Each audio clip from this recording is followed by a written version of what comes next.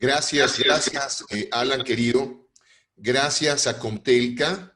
Gracias, doctora From. Y gracias a todas y cada uno de ustedes, a todos también, de los titulares, colaboradores, profesionales del área de la regulación y de la política digital en Mesoamérica.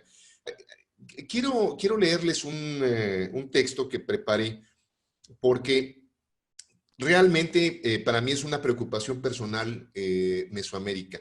Soy mesoamericano, conozco la historia de la región, conozco los problemas, conozco los retos y las oportunidades, y no puedo hablar del tema de telecomunicaciones, pero sobre todo de las telecomunicaciones como hoy las vivimos, que son distintas a las telecomunicaciones que vivíamos hasta hace apenas un par de años. Si no realizo esta reflexión, quiero que me permitan leer esto. Y es un texto que está dedicado a los reguladores y operadores legales de Centroamérica. La historia: una migración de miles de ciudadanos centroamericanos por territorio mexicano a Estados Unidos y la aseveración de Chavela Vargas de Costa Rica, que dice: los mexicanos nacemos donde se nos dé nuestra rechingada gana, dan origen a mi reflexión digital. Cuando se recorre la geografía centroamericana o se repite la fonética de ciudades o lugares en esta región de América, uno recupera la familiaridad de los topónimos, ciudades, espacios coloquiales de origen prehispánico tan común en México. La provincia de Guanacaste en Costa Rica recibe este nombre por el árbol de Guanacaste, el cual también es símbolo nacional de aquel país. Guanacaste es una palabra de origen náhuatl que significa árbol con orejas, cuau árbol, nacastli, oreja. En esa misma provincia, en la época precolombina, la mayor parte del territorio perteneció al reino de Nicoya, náhuatl, necoc, yaotl, con enemigos a ambos lados. Nicaragua, náhuatl, hasta aquí la náhuatl, o de aquí el nicoreo, fue el lugar que recibió una de las más documentadas migraciones del norte y centro de México a Centroamérica después de la caída de Teotihuacán, los grupos nicoreos y pipiles. Según la tradición, debían viajar hacia el sur hasta que encontraron un lago con dos volcanes que se levantaron de las aguas, es decir, cuando llegaron al Ometepetl. En lo que hoy es Honduras, los pipiles habitaron en los valles de Comayagua, Olancho, Yaguán y en Choluteca. En el actual El Salvador, los pipiles fundaron alrededor de 1200 el señorío de Cuscatlán. La palabra pipil es de origen náhuatl y significa noble o señor. Este grupo indígena lo conformaba una rama de la civilización tolteca y sus ruinas más espectaculares son los restos actuales de Teotihuacán y Tula. Los datos: 6 países integran Centroamérica: Guatemala, Honduras, El Salvador, Nicaragua, Costa Rica y Panamá. Juntos representan una población de 50 millones de habitantes. En promedio, en Sudamérica, las conexiones 4G representan hasta un 60-70% de las conexiones, y hay aproximadamente un 70% de cobertura poblacional. Estas cifras son sensiblemente más bajas en Centroamérica. Son una gran área de oportunidad. Los operadores de telecomunicaciones en Centroamérica, por ejemplo, en Guatemala, Claro, Tigo, Movistar, Honduras, Tigo, Claro y Hondutel en Honduras, en El Salvador, Tigo, Claro, Movistar, en fin, son muchísimos, no voy a repetir todos, pero hablamos de más de 21 operadores móviles para 50 millones de habitantes. Quiero que hagamos la siguiente reflexión. En México somos 130 millones de habitantes, pero tenemos solamente 3 operadores móviles y en los próximos meses solamente tendremos 2. En Centroamérica tenemos un problema. No hay escala para los negocios. Tienen 6 marcos regulatorios, las respectivas autoridades, 6 autoridades con criterios diversos, regulación muy particular en cada país o incluso sobre regulación específica en materia de competencia, que ha evolucionado poco en los últimos años, un bajo nivel de liberación de espectro radioeléctrico. Los marcos regulatorios son antiguos, falta capacitación y apoyo financiero y técnico. Tenemos un enorme reto en Centroamérica del cual todos somos responsables. Comtelca es el órgano que reúne a las autoridades regulatorias de Centroamérica y tiene como objetivo coordinar la integración y desarrollo de las telecomunicaciones en la región. Alan Ruiz, su director, realiza un espléndido trabajo, pero la labor de México es vital y también reconozco aquí al IFT. Mejorar la calidad de vida de Centroamérica es una labor que este gobierno, en el caso de México, puede apoyar con asistencia técnica, capacitación. Reconozco el gran trabajo que CEPAL está realizando en estos instantes para mejorar la regulación y consecuentemente beneficios económicos para la población. Regreso a la frase de Chavela Vargas: los mexicanos nacemos donde se nos da la gana entonces. Pero si hubiera sido novohispana, Chavela Vargas seguiría siendo mexicana y tica. Rusticatio Mexicana es un poema escrito por Rafael Landívar en 1871, un espléndido jesuita, poeta y escritor. Es un texto en el cual se hace un retrato de Guatemala, Centroamérica y todo lo que conocíamos como una sola región llamada México, cuando éramos lo mismo, cuando la cultura era el sustrato de nuestra identidad. La política nos separó con fronteras que pueden ser derribadas por la cooperación digital de los estados, porque finalmente somos la misma historia y la cultura del otro, de nosotros, en cada una de las partes de la geografía centroamericana. Y con esto comienzo mi reflexión con ustedes. Las telecomunicaciones, como las conocíamos hasta hace poco, son distintas después de la pandemia. Quien tiene conectividad móvil o fija, quien tiene un dispositivo móvil, preserva derechos fundamentales. Quien tiene un dispositivo móvil, preserva el ejercicio de su libertad de expresión, el derecho de acceso a la información y a la cultura. Quien tiene un dispositivo móvil está conectado y puede ejercer su derecho de acceso a la cultura, a la salud, a la educación y, por supuesto, a una economía móvil. Quien tiene un dispositivo móvil, por lo tanto, ahora sabe que puede preservar el ejercicio de sus derechos fundamentales. Pero también las autoridades hoy en día saben que tienen que garantizar el ejercicio del derecho de acceso al Internet, a los servicios de telecomunicaciones de muy diversas formas. Una de ellas es liberando espectro. Hoy en día podemos comprender que quien libera espectros preserva derechos fundamentales. Quien libera espectro garantiza los derechos en el mundo digital. Quien preserva espectro garantiza y fortalece las instituciones democráticas. Parece una reflexión muy distinta a lo que conocíamos hace algunos años, pero la realidad es esta. La conectividad fue considerada un derecho fundamental en el año 2012 en la Comisión de Derechos Humanos de las Naciones Unidas. Esa convención y ese documento lo suscribieron más de 15 países en América Latina, muy probablemente la mayor parte de los países centroamericanos. Bajo el régimen constitucional que tenemos hoy en día, la mayor parte de nuestros institutos jurídicos puede ser considerada ya parte, incluso y de forma independiente su ratificación por los senados o los congresos, como parte del derecho positivo de cada una de nuestras naciones. En el momento en que un derecho fundamental lo es, en ese instante surge un tipo de política pública que no existía antes. Esta política pública, por supuesto, es distinta, se llama política digital, política que garantiza nuestros derechos en el mundo digital. Y esta política pública tiene también una expresión en el tema regulatorio. Tiene que existir política regulatoria. Deben ustedes de recordar que no es lo mismo política pública ni regulación. La regulación tiene que ver con el acceso a los insumos estratégicos para poder garantizar un servicio de telecomunicaciones, espectro, o también garantizar la competencia, es decir, el acceso a los insumos estratégicos o la interoperación entre las distintas redes tiene que ver con la regulación y la política pública con garantizar el ejercicio en sus diversas formas de estos derechos fundamentales. Pero no solamente esto. Ustedes han visto que las históricas agendas digitales, la histórica política pública que conocimos hace 10 años es totalmente distinta a la de hoy. Los documentos de política pública más reconocidos, más importantes y con más visibilidad en América Latina han sido sin duda alguna el Plan Vive Digital de Colombia. Después surgieron otros documentos como Imagina Chile, Argentina Conectada, el Plano de Banda Ancha de Brasil. Y estas agendas digitales nacieron incluso a finales del mundo 3G, a principios de un mundo 4G. ¿Es la misma política pública y la misma regulación para cada generación tecnológica? No, son totalmente distintas.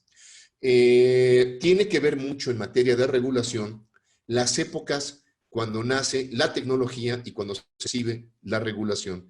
Recuerden ustedes que el mundo 3G fue un mundo que lideró totalmente Europa. Europa lideró en el despliegue de infraestructura 3G, lideró en los dispositivos móviles, pero además creó en ese instante al órgano regulador más famoso en el planeta, que es Ofcom, con los principios básicos de regulación que incluso hoy en día se conservan, me parece que de forma anticuada, ya hablaremos de eso más adelante, pero que influyeron a la regulación del mundo. Ofcom entonces crea la regulación en materia de competencia, que hoy en día conocemos, y las empresas más importantes de despliegue tecnológico eran Ericsson, Alcatel-Lucent, todas estas empresas norteamericanas, y el mundo seguíamos a Europa.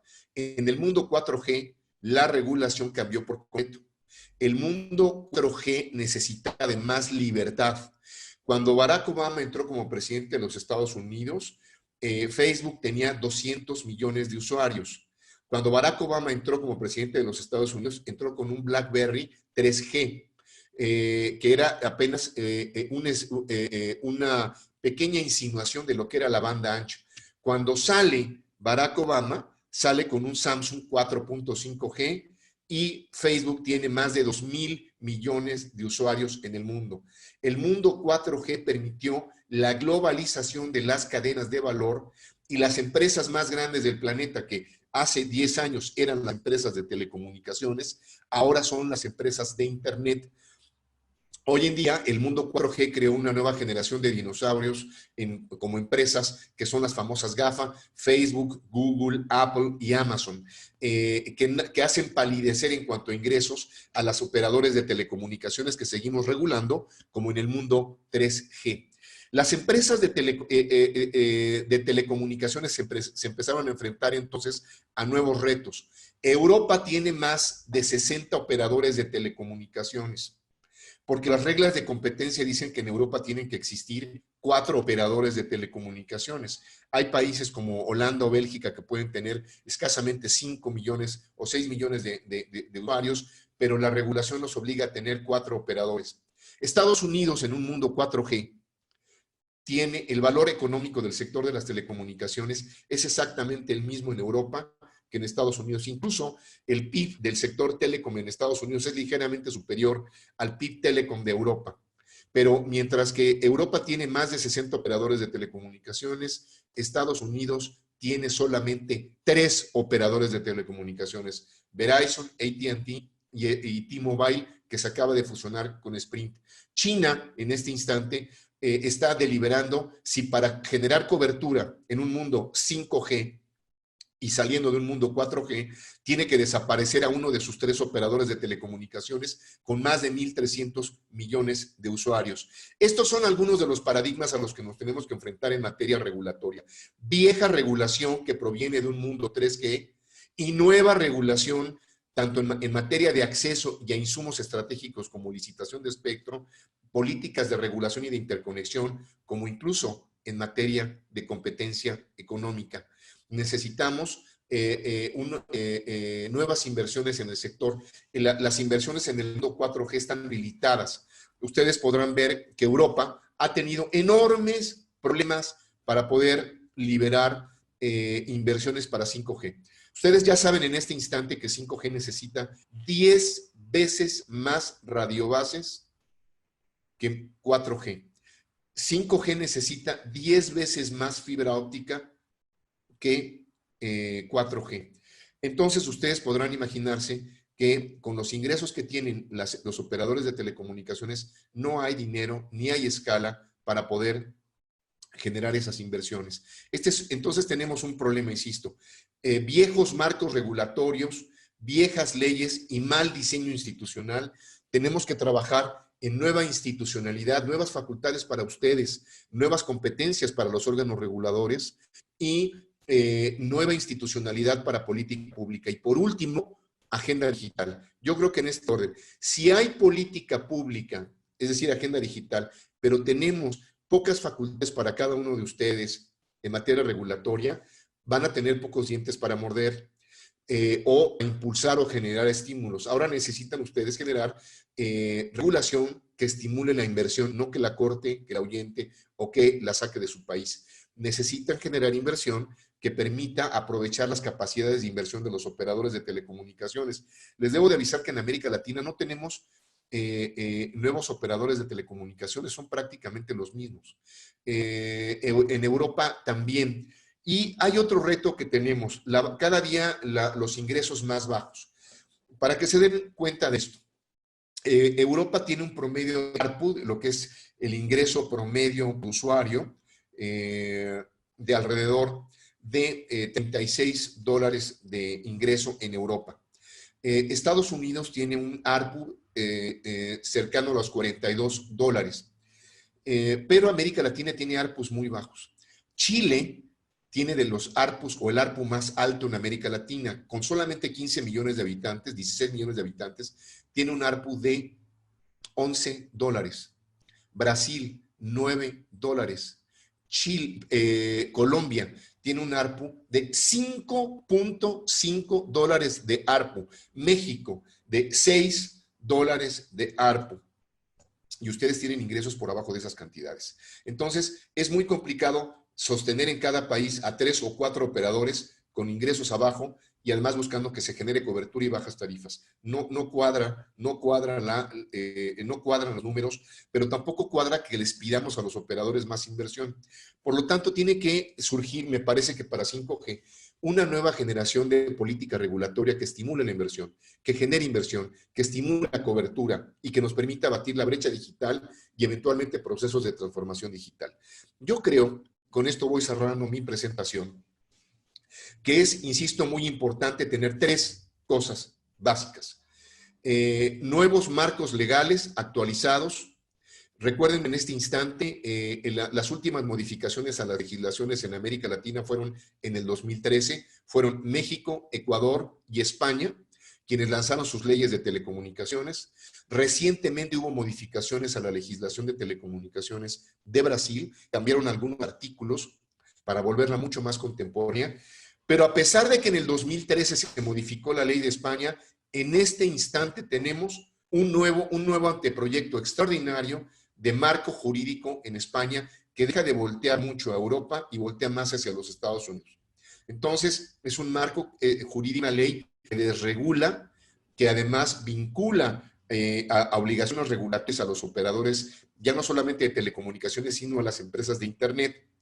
Entonces, necesitamos marcos legales adecuados que garanticen y den certeza a la inversión, nuevas políticas en materia de competencia que permitan y estimulen la inversión y, por último, política pública y agendas que nos permitan fortalecer el despliegue de servicios. Pero algo muy importante, les decía, diseño institucional. Diseño institucional y diseño institucional. Tienen que ser fortalecidos ustedes en sus competencias y en sus facultades para que puedan operar correctamente. Marco jurídico, diseño institucional y política pública son una triada vital para poder generar las economías de escala y de inversión que Mesoamérica necesita. Yo les quiero agradecer a ustedes la oportunidad de platicar. Me reitero como su amigo, como un amante profundo de la cultura de nuestra región, que es nuestra, y estoy para la sesión de pláticas, de diálogo, comentarios y preguntas que Alean seguramente va a moderar. Gracias, doctora Fromm, gracias a todos ustedes. Muchísimas gracias, Jorge. Una cantidad enorme de datos, de información y de perspectivas. Uno de los temas, invito a los compañeros que tengan preguntas a hacerlas a través del chat o pueden levantar la manita en la plataforma. Uno de los temas que discutías es un poco ver cómo las inversiones pueden ser de alguna forma facilitadas o por lo menos que se incentiven a través de esto que llamas la política regulatoria, que sin duda alguna tiene que tener una nueva concepción. Ahora, estamos viviendo un proceso en el cual es un poco complejo el tema de la situación fiscal, económica de cada uno de nuestros países. Mencionabas el tema de que el ARPU, lo que están de alguna u otra forma recibiendo los operadores, ha disminuido, a pesar de que el sector de alguna forma se ha fortalecido a nivel del uso. Y estas dos condiciones nos dejan en una posición compleja desde la perspectiva de poder de alguna forma conectar a todos aquellos que hoy no tienen la conectividad o que la conectividad no es significativa y por lo tanto no están pudiendo acceder a los derechos que mencionabas. Entonces, desde esa perspectiva, ¿qué soluciones tenemos? ¿Cómo la multilateralidad podría de alguna forma apoyar estos procesos en medio de esta situación? Mira, a mí me parece que la multilateralidad ya nos genera una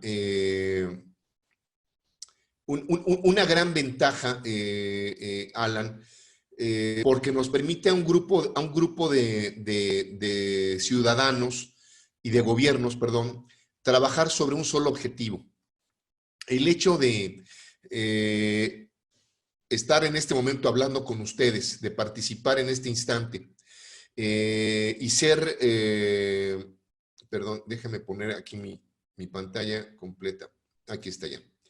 El hecho de estar dialogando con ustedes en este momento sobre estos temas es una enorme oportunidad y es una ventaja. La multilateralidad nos permite, desde la autonomía y la soberanía de cada uno de los estados, también poner las cosas en común, los problemas en común, como los retos y las oportunidades, y abordarlas sobre matrices parecidas o semejantes. Tenemos una gran ventaja. Primero, la cultura. Somos una sola cultura, con sus particularidades, por supuesto. Sin duda hay pluralidad cultural, pero una identidad histórica que nos identifica.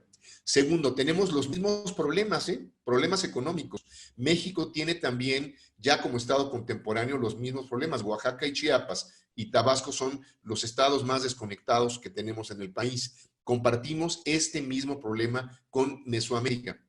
Entonces, si ya conocemos buena parte de las soluciones, lo que tendríamos que pasar es algún tipo de acciones muy concretas. Por ejemplo, yo me estoy imaginando trabajar marcos jurídicos semejantes o parecidos.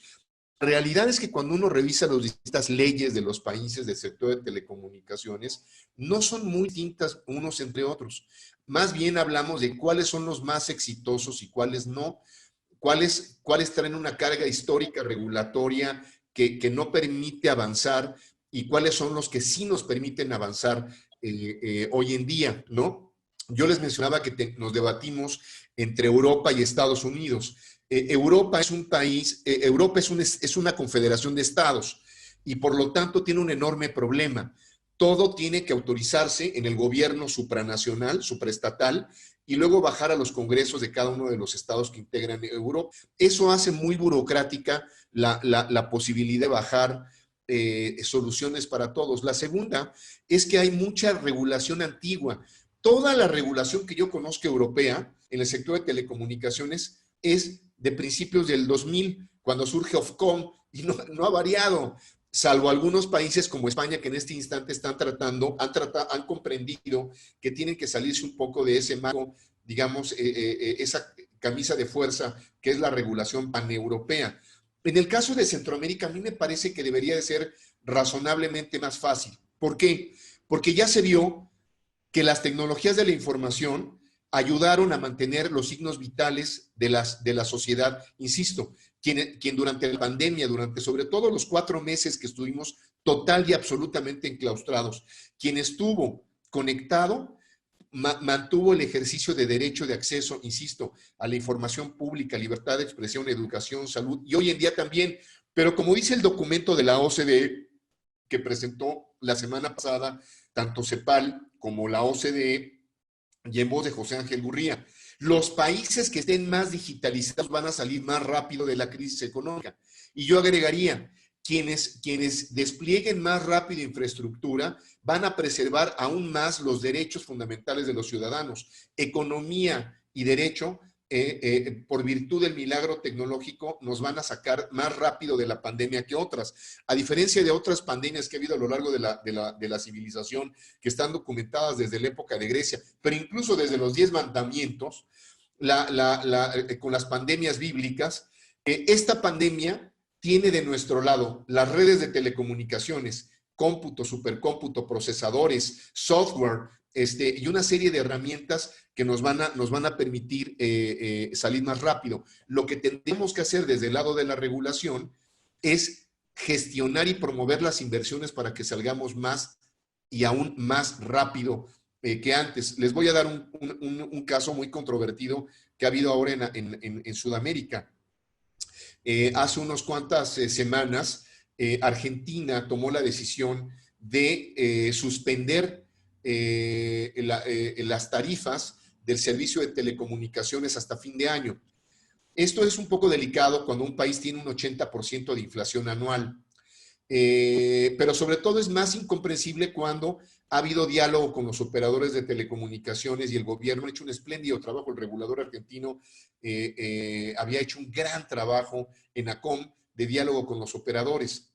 Y entonces lo que sucede es que con un ARPU bajo, suspendiendo tarifas medio año, cuando tienes que desplegar 5G e invertir 10 veces más, una medida que parece socialmente muy atractiva, se vuelve inhibitoria de las inversiones. Y en ese instante ponemos en riesgo la conectividad, la salida económica de nuestros países y los derechos de los ciudadanos. Yo creo que es un gran momento para debatir, por ejemplo, ¿cuáles son las facultades institucionales que necesita un regulador hoy en día? Tenemos muchos cuadros comparativos, o sea, hay una gran cantidad de estudios que podríamos presentar sobre cuáles son esas facultades, los buenos y los malos, prácticas, digamos, institucionales, de diseño institucional de un regulador y de un área de política pública. Por ejemplo, el caso del IFT, ustedes lo conocen, está aquí con nosotros la gente del IFT. El IFT es el único órgano regulador en América Latina, fíjense ustedes, que regula medios públicos, que regula el acceso a los insumos estratégicos del sector de telecomunicaciones, que regula competencia económica, regula derecho de las audiencias y además, por virtud de la regulación, habilita el ejercicio de los derechos fundamentales, uno de ellos el de conectividad y por derivación de los demás derechos fundamentales como educación, salud. Fíjense qué maravilla el haber tenido un buen diseño institucional que es tan próximo además a ustedes, a nosotros y que podríamos replicar muy bien en los órganos reguladores mesoamericanos. La segunda es los marcos legales. Yo les podría decir en este instante de qué adolece la ley de telecomunicaciones en México, de qué adolece la ley de telecomunicaciones de España y otros marcos jurídicos regionales, pero también qué cosas positivas trae la nueva ley de España, qué cosas son positivas de la ley mexicana y qué cosas positivas trae ahora la nueva ley TIC de Colombia o las modificaciones a la ley de telecomunicaciones de Brasil. Entonces, eso es importante. Creo que podríamos iniciar un buen trámite para que una agenda digital mesoamericana tenga un buen barco, ¿no? La agenda digital es la hoja de ruta, pero necesita un barco y necesita buenos remos o motores turbo para que podamos enfrentar cualquier reto hacia donde nos lleve la agenda digital, la política pública que ahora está apoyando CEPAL. Por ahí creo, Alan.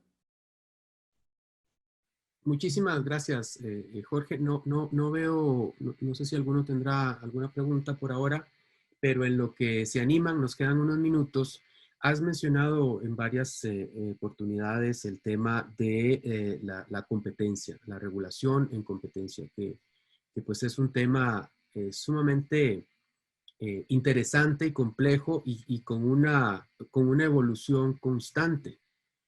Al principio de todo esto, pues teníamos modelos regulatorios en los cuales teníamos básicamente al regulador y a los operadores y punto, ¿verdad? Había poco más que eso, o por lo menos eran los más importantes. Hoy por hoy, en este ecosistema, tenemos una gran cantidad de actores. Y en el mundo reciente, vemos cómo las plataformas digitales son ahora parte muy importante de este ecosistema. No solamente porque son actores del mismo, sino porque de alguna u otra forma están proveyendo servicios que benefician en general a la población, ¿verdad? Y esto es, creo que el fin último de cualquier política pública, regulatoria, etcétera. O sea, el bienestar final es para la población.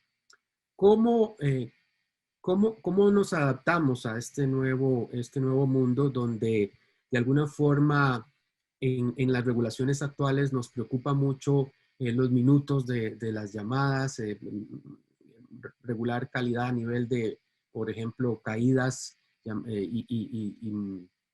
y muy relacionado a lo que es la telefonía, pero hoy nos estamos dando cuenta de lo que se regula ahora es más que todo el poder de los datos.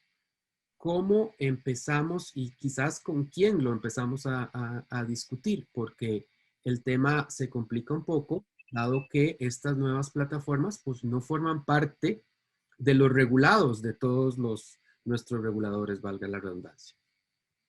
Gracias. Sí, Alan, mira, es un reto enorme y por eso tiene que ver con los nuevos retos regulatorios. Ustedes recordarán que hasta hace, nuevamente en el mundo 3G, uno de los negocios más importantes eran los SMS. Y esos SMS hoy en día son una industria muy importante de los sistemas de mensajería, como Messenger, Telegram, e incluso en algún momento los operadores de telecomunicaciones llegaron a crear sistemas de mensajería donde incluso uno tenía estos famosos messengers donde había video. Pero todo eso ha quedado totalmente superado por el mundo digital, por las empresas de Internet. La buena parte de los ingresos de los operadores de telecomunicaciones han sido totalmente sustraídos por las empresas de Internet y así va a suceder. Pero cuidado, eso pasa de ida y de regreso. Ahora tenemos empresas de Internet, Alan querido, que están entrando al tema de la infraestructura. Empresas como Amazon, ustedes saben que en este instante trae un proyecto de proveer Internet satelital con satélites de baja órbita. Tenemos empresas como Facebook que están realizando asociaciones estratégicas con operadores de telecomunicaciones para llevar conectividad a áreas rurales. Hoy en día las empresas de Internet están buscando entrar al negocio de la conectividad. Hasta hace muy poco Google mantenía inversiones muy fuertes con el despliegue de fibra óptica en diversas ciudades de los Estados Unidos. Pero hoy en día también hay operadores de telecomunicaciones que están entrando al mundo de las apps o de las startups. Entonces están comprando cualquier cantidad de startups. Hay un fondo muy importante en Estados Unidos que es el fondo de Sprint, que está comprando empresas como Rappi y es un operador de telecomunicaciones. Y al mismo tiempo tenemos empresas que están tratando de generar o participar en las diversas etapas de las cadenas de valor del sector digital. Bueno, las empresas de tecnología, hasta hace poco, empresas como Ericsson o Huawei, solamente le vendían tecnología a los operadores de telecomunicaciones. Pero hoy en día empresas como Ericsson o Huawei tienen negocios importantes con las ciudades para el tema de Smart Cities. Entonces, estamos en un momento en el que las cadenas de valor están en un proceso de reconstrucción y de reinvención. Quiero que piensen algo que es muy importante. Si el mundo 4G creó lo que Rifkin le llamaba la era del acceso, es decir, la sociedad donde los mercados fueron sustituidos por redes las redes de telecomunicaciones y donde la propiedad como concepto neoliberal u occidental perdió valor porque ahora la gente lo que prefiere, ya no quiere la propiedad de las cosas, sino el acceso. Quiere el acceso a un automóvil para transportarse, quiere el acceso a una plataforma de música como Spotify, Tidal, Rhapsody, para tener acceso a millones y millones de tracks, ya no quiere la propiedad de los CDs, quiere acceso a los libros de Kindle, ¿no? Quiere acceso a casas y departamentos por Airbnb, ya no quiere la propiedad. Estos fenómenos fueron producto de un mundo 4G. Los negocios dejaron de ser locales para ser globales. El mundo 5G va a construir nuevas cadenas de valor. Si 4G nos llevó a la globalidad, 5G nos va a llevar a los verticales. Es decir, el concepto de ciudades conectadas o de smart cities va a ser realidad. Parques industriales, el campo conectado, puertos conectados, 5G, por eso es que hoy en día es producto de una guerra comercial entre China y los Estados Unidos. ¿Quién es el propietario de las cadenas de valor de esta nueva generación tecnológica? Entonces, aquí es donde la capacidad del regulador tiene que crecer, porque el nuevo ecosistema se está viendo más grande y más complejo. Hay un documento que me parece que es un documento espléndido del IEF, que es la visión regulatoria 2025, que plantea todo esto. Y a mí me gusta porque plantea sin pudor, incluso de forma un poco provocadora, la creación de cierta política pública. Es decir, siendo un regulador, se anima a proponer política pública. Siendo un regulador, se anima a hablar con solvencia de política pública. Creo que son cosas en las que tendremos que entrar justamente los reguladores en su conjunto de Mesoamérica. Alan, hasta aquí el comentario. Muchísimas gracias. Dentro de lo que se está planteando de la Agenda Digital Mesoamericana, pues estamos estableciendo estos diálogos y vamos a tener mesas de trabajo y un proceso de discusión, evidentemente, con todos los actores del sector, tratando de responder a un modelo de múltiples partes interesadas, en el cual pues todos tenemos mucho que decir. Cuando hablamos de este modelo, tenemos actores importantes como la academia y la sociedad civil que de alguna u otra forma están dentro de nuestro modelo. Sin embargo, son actores que tradicionalmente desde nuestras potestades como Comtelca y como instituciones de tecnología, pues nos acercamos relativamente poco. ¿Tienes alguna recomendación de quiénes deberían de estar en esta discusión y cuál es la importancia de que lo estén? ¿Qué nos podrían aportar? Mira, yo creo que tenemos que invitar a estos diálogos a los congresistas, a los congresistas locales, a la gente que trabaja y hace las leyes, y sin duda a las áreas de planeación de los gobiernos. Un regulador sin facultades no puede ejecutar una ley, no puede dirigir tampoco una agenda digital o política pública. Pero incluso habría debates interesantes. Dada la atomización de mercados que tenemos en Mesoamérica, valdría la pena, tal vez, pensar que un órgano regulador tenga al mismo tiempo facultades en materia de política pública. En principio no es lo más correcto. Tiene que haber lo que se denomina la neutralidad regulatoria y la neutralidad en materia de política pública. Pero si de repente hay mercados tan pequeños, que tendríamos que pensar en que tengan cierto tipo de facultades o habilitar e invitar a la gente de planeación de los gobiernos a que tomen en serio el tema de la conectividad. Y además enfrentar con mucho mayor solvencia nuevos retos, insisto. Hoy en día tenemos casos donde hay ganas de invertir en varios países de Centroamérica, pero la regulación que tenemos y la forma en que la aplicamos espantan la inversión. Insisto, piense cada uno de ustedes que tiene que garantizar inversiones de 10 veces más que las que tiene ahora para 5G. Tiene que pensar en elementos como, por ejemplo, la entrega del espectro a precios mucho más bajos, porque de lo contrario no vamos a poder generar coberturas más amplias. Vean el caso de China. China entregó hace 2 años el espectro para 5G gratis, gratis, totalmente gratis. Y ahora Nueva Zelanda acaba de hacer lo mismo para los operadores de telecomunicaciones para reactivar la economía digital. Y ahora los operadores ingleses están pidiendo hacer lo mismo que Nueva Zelanda y que China. Entonces, estamos en un momento de nuevos paradigmas. La conectividad es un tema de la mayor importancia. Y además la conectividad nos puede hacer pasar de una sociedad agrícola y medianamente industrial a una sociedad digital en muy corto tiempo.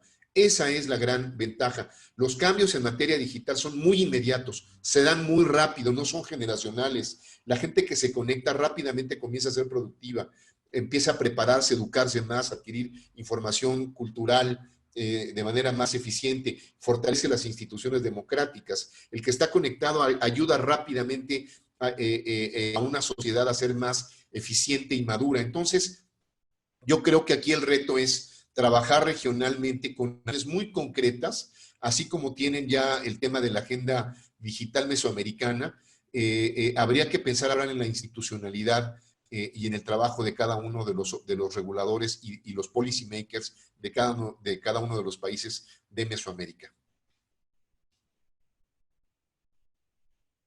Muchísimas gracias, Jorge. Siempre es un placer escucharte. Te agradecemos tu tiempo y tu disponibilidad y probablemente te contactemos en un futuro para ahondar en alguno de estos temas y cuando estemos un poco ya más avanzados con este proceso.